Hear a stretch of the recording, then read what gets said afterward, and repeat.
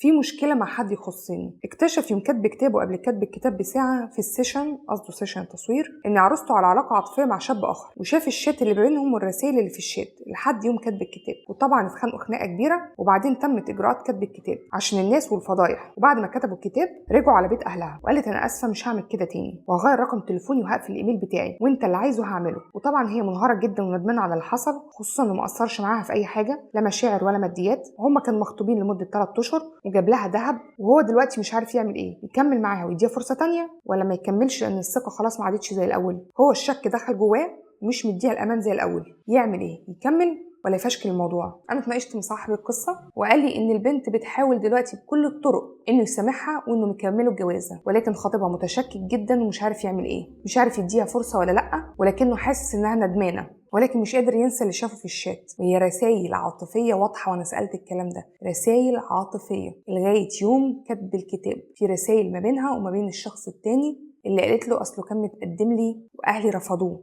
فكانت بتفاضل ما بين الاتنين لغايه اخر وقت. بس انا عن نفسي مش مقتنعه بالكلام ده قوي، وانا قلت له رايي واضح وصريح، هي ان الموضوع ده مفيهوش فرصه تانية لسبب بسيط، لان العلاقه دي استمرت لغايه يوم كتب الكتاب، يعني النيه واضحه، الى جانب الشك خلاص دخل العلاقه دي. حتى لو هي مش هتكلم الشخص التاني ده ابدا ولا هتتواصل معاه، لكن خلاص هو دخلوا شك. الشك ده هيخلي حياتهم جحيميه، فالانفصال من الاول كده وهم على البر افضل بكتير ما يدخلوا حرب، لان دي هتبقى حرب مش هتبقى جواز، هيبقى كلها شك، مراقبه، غيره، كذب. هي كان عليها انها تفكر كويس قوي قبل ما تعمل كده. هي غلطانه بلا شك، وده تمن الغلط للاسف. هي خدعته لغايه كتب الكتاب بشكل او باخر. انا عارفه ان الستات عايزين يقولوا لي دلوقتي ليه كده بس، ما تخليه يسامحها ويديها فرصه تانية، بس لازم اكون محايده. زي ما لو جات لي قصه لبنت بتقول لي انها اكتشفت ده الشخص اللي بتحبه وتتجوزه يوم كتب الكتاب، هقول لها نفس الكلام. كده كده العلاقه اتسممت، الميه الجاريه اللي ما بينهم اتلوثت، في حد غلط والتاني هيفضل طول الوقت الشك في قلبه حتى لو هي ما كلمتش حد تاني. ليه؟ لان ده مش موضوع قديم واتنسى وخلص